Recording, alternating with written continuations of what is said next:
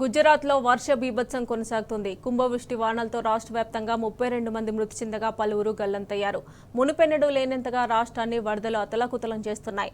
వర్ష బీభత్సానికి రాజ్కోట్, సూరత్, గిరి సోమనాథ్, అహ్మదాబాద్, భుజ్, వాపి, భరూచ్, వల్సాద్, జూనాగఢ్, వడోదర జిల్లాలు నీట మునిగాయి. వర్షాలు వరదలు దాటికి పలు జిల్లాల్లో జనజీవనం స్తంభించింది. పలు ప్రాంతాల్లో ఇళ్లు కొట్టుకుపోయాయి. లక్షలాది మంది ప్రజలు నిరాశ్రయులయ్యారు. వరదలు ముంచెత్తడంతో రోడ్లు, రైలు మార్గాలు జలమయమయ్యాయి. దీంతో రాకపోకలకు తీవ్ర అంతరాయం కలిగింది. పలు రైళ్లు రద్దయ్యాయి.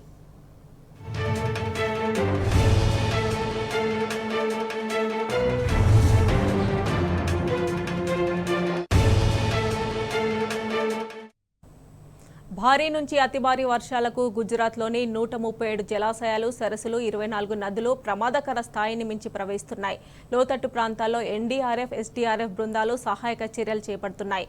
మోర్చి, ఆనంద్, దేవభూమి, ద్వారకా, రాజ్కోట్, వడోదర జిల్లాలో ఆర్మీ బలగాలు సహాయక చర్యల్లో పాల్గొంటున్నాయి. ముంపు ప్రాంతాల నుంచి 40,000 మందిని సురక్షిత ప్రాంతాలకు తరలించాయి. వరదల్లో చిక్కుకున్న మరో 300 మందిని కాపాడాయి. మరోవైపు ప్రధాని మోదీ ప్రస్తుత పరిస్థితులపై ఆరా తీశారు. గుజరాత్ సీఎంకు ఫోన్ చేసిన ప్రధాని అన్ని రకాల సాయం చేస్తామని హామీ ఇచ్చారు.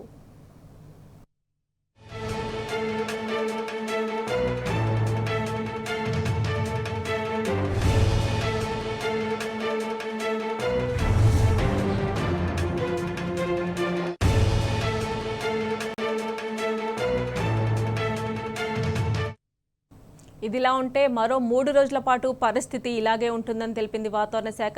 భారీ వర్షాల దృష్ట్యా రాష్ట్ర వ్యాప్తంగా 22 జిల్లాలకు వాతావరణ శాఖ రెడ్ అలర్ట్ ప్రకటించింది. ఇటు ఉత్తర గుజరాత్, మధ్య, దక్షిణ గుజరాత్లకు ఎల్లో అలర్ట్ జారీ చేసింది. ఎప్పటికప్పుడు వర్ష బీభత్సంపై సమీక్ష నిర్వహిస్తున్నారు సీఎం పటేల్. ప్రాణ నష్టం జరగకుండా చూడాలని అధికారులను ఆదేశించారు. కాగా భారీ వర్షాల దృష్ట్యా రాష్ట్ర వ్యాప్తంగా విద్యాసంస్థలు మూతపడ్డాయి.